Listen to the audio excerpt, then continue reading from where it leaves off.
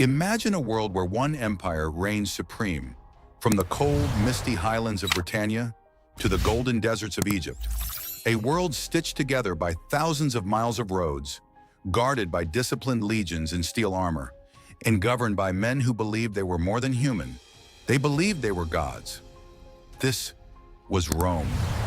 But what if I told you it didn't fall the way you were told? What if the truth was far darker, buried under centuries of myth, misinformation, and betrayal from within? Your history teacher probably told you the Roman Empire collapsed in 476 AD when a teenage emperor named Romulus Augustulus was forced to surrender his crown to a barbarian named Odoacer. And with that, Rome was dead. You've likely heard the usual suspects blamed: barbarian invasions, corrupt politicians, lazy, overfed citizens who forgot how to fight. It's the story we've all heard. The greatest empire in history brought down by its own decadence. It's a neat, clean ending to a messy history. But here's the twist. Rome didn't fall overnight. It wasn't a sudden collapse. It was a slow bleed, 1,000 cuts across centuries. And it didn't even fall in 476 AD, at least not entirely, because while the West was falling apart, the East, the Byzantine Empire, was just getting started. Rome survived in another form. So if Rome didn't fall the way we were told, what really brought it down? The answers are far more complex and far more shocking. Let's peel back the marble and look beneath the surface. Because Rome didn't just collapse from external invasions. The real cracks were already inside, growing silently for centuries. In a desperate attempt to keep its massive armies paid, Rome began minting more and more coins. But they weren't made of gold or silver anymore, just cheap metal with a thin, shiny coat. The result? Hyperinflation. Prices skyrocketed. A single loaf of bread could cost more than a soldier earned in an entire week. People stopped trusting money altogether. Sound familiar? At its peak, Rome was massive, but the empire had become too big to manage. From the British Isles to Mesopotamia, the empire had to defend thousands of miles of borders with too few troops, and not all of them were even Roman anymore. Loyalty was fading, identity blurred, and enemies knew it.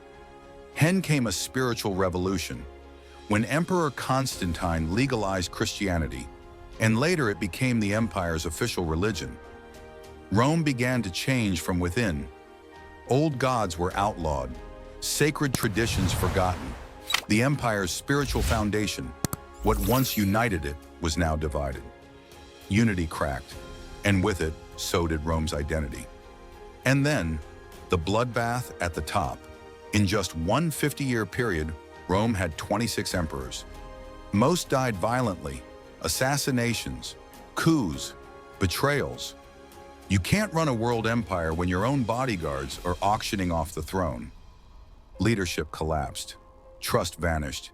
The empire began eating itself alive. So while the world was watching Rome's armies, the empire was crumbling from the inside.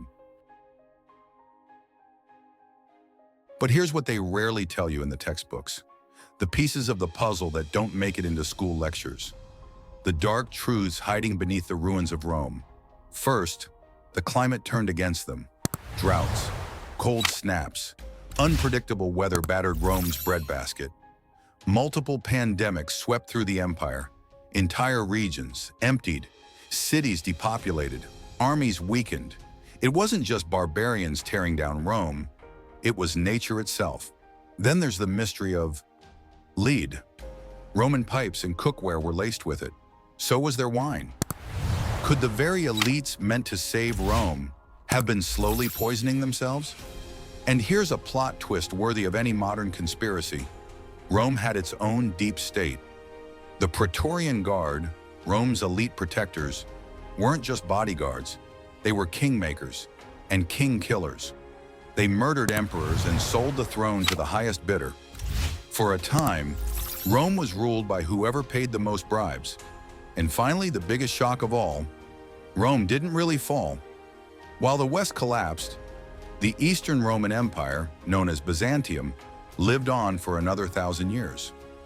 They called themselves Romans, they spoke Greek, prayed to new gods, but carried the imperial legacy forward. So, did Rome fall?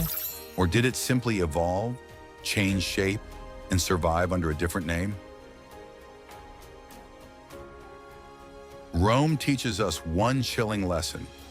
No empire is too big to fail, not from enemies at the gates, but from rot within the walls.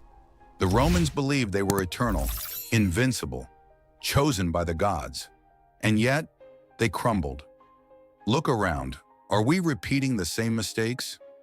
Political division, economic instability, a distracted society, obsessed with spectacle, divided by ideology, blind to its own decline. Like Rome, we build, we grow, we conquer. But are we preparing for the storm ahead? History doesn't just warn us. It gives us a choice to repeat it or learn from it. Rome didn't fall in a day, and neither will we, but only if we're willing to see the signs before it's too late. Rome didn't fall in a day, and neither will we, but if we fall, if history repeats itself, it might look hauntingly familiar.